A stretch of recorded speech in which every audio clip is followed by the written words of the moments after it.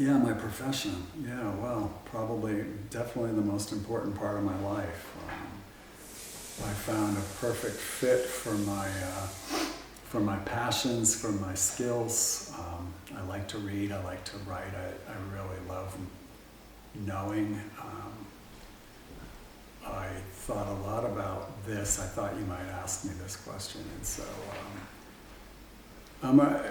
stemming from that childhood experience of you know, feeling a little, what's the word? I don't know, neglected or disaffected with childhood. A lot of that stems from my mother's sort of irregularity. I definitely inherited her temperament.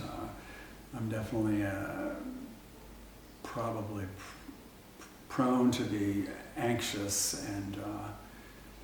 and I observed my mother's irrational bursts countless times throughout my life, and I never wanted to be that way, and so I eventually came around to the fact that I could be in control of my life if I had knowledge. I wouldn't be irrational, and I could sort of even out my emotional status, my emotional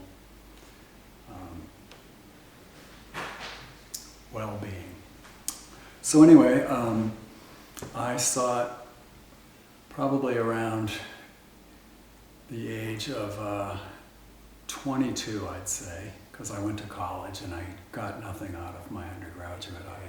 I didn't know how to learn when I was an undergraduate. And graduation day was actually one of the most depressing days of my life. I felt that I had really failed as an undergraduate. I graduated with a C average,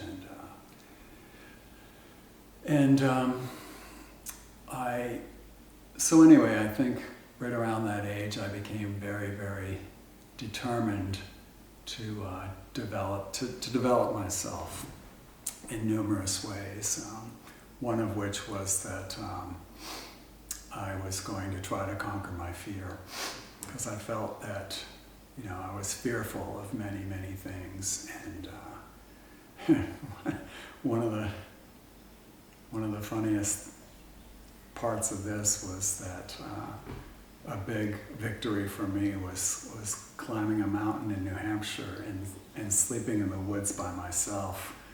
I was really panicked as the sun set that night, and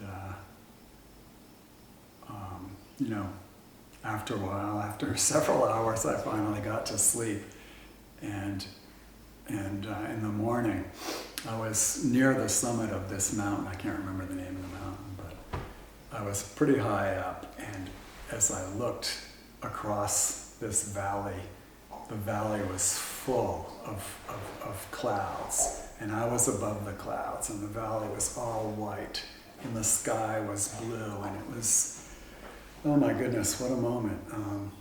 And that really was a moment that I felt that I had gained some courage. It was really astonishing. And I also, wanted to put myself further to the test, and so I started traveling by myself.